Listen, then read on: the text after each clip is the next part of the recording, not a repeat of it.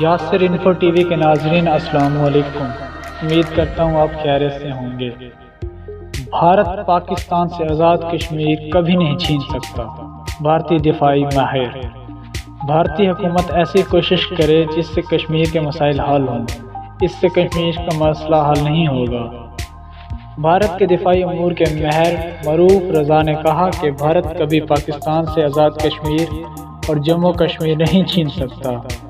मरूफ रजा ने चंडीगढ़ में मुनक़िद multi literature festival के एक सेक्शन में कहा कि अगर हम ये दावा करें कि हम आज़ाद कश्मीर को पाकिस्तान